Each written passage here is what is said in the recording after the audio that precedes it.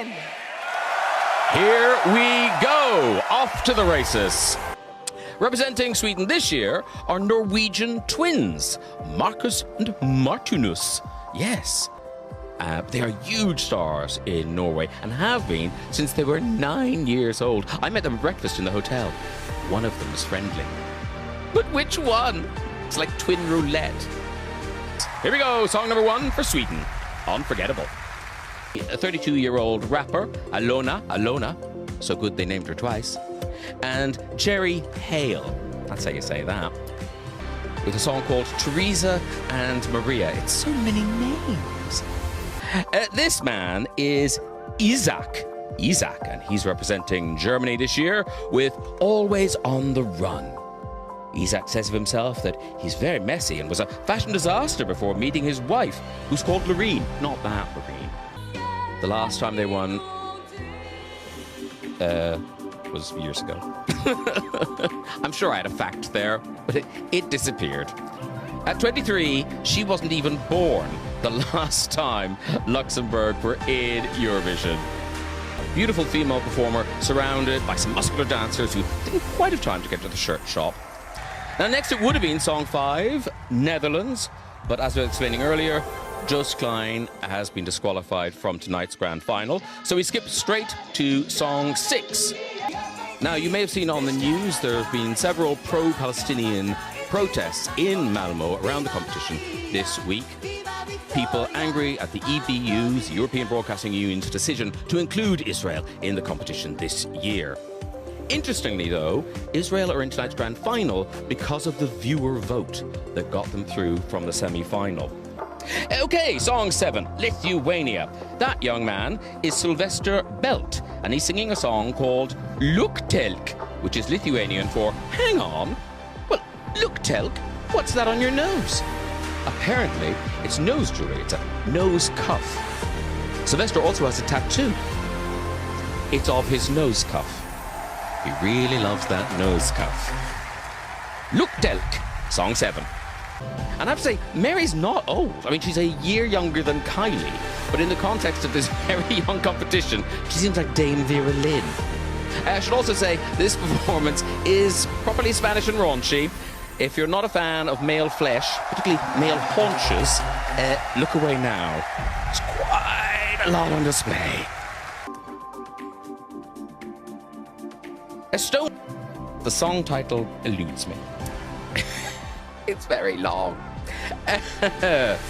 This has a dance in it, a very simple dance, and what's adorable is all the crew in the arena have learnt it, and I was at the semi-final watching this, and they're all dancing along. It's really adorable. Song 9. The Pride of Macroom. I don't think they bought that outfit in Cremons on Main Street. Do you have anything in the pagan witch look at all? Well, now, Ireland haven't been in the grand final since 2018. Latvia haven't been there since 2016. But this man, Dons, has done it. He's performing his song, Hollow. He's brought a big ring with him. Oh, who's the lucky lady? Or indeed gentleman? We don't know, we don't presume. I should tell you that the choreographer for this number also worked on Loreen's performance last year. I can't remember what choreography was in that. She was just in a big, in a big sunbed.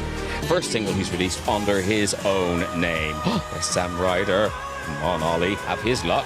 Let's talk about the staging tonight, though. It really is special. I would say possibly the best staging the UK ever done. It was written by Theo Adams. The choreographer was Mishak Henry, and the costumes are by Ed Moller. The extraordinary athletic dancers throwing themselves around the place are Harrison Claxton, Raymond Wade, Alex Brown, and Ed Arnold. And I promised Ollie to give a shout out to his cats, Fanta and Sprite. I've done it. Come on, Ollie. Good luck.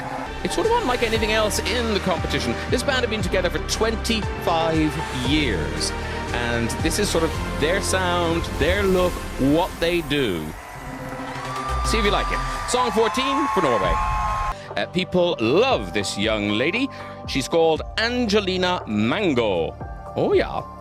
She won the there's a mango. She won the San Remo Music Festival with this song and then was offered the chance to represent her country at Eurovision. And you didn't need to ask her twice. She said, "Si." Well, that's not Italian, is it? Oh, well, there you go. Now, when I first saw this, I thought she was sitting in the cavity of a giant tooth. But I'm an idiot, ladies and gentlemen. It is, of course, a polystyrene rock. That's what she's singing in. I mean, this is a sort of Eurovision fact you'd never get anywhere else. It is a flower in Serbia, and it's a symbol for the day the First World War ended. A symbol of hope because it could survive with very little water. There, write that down.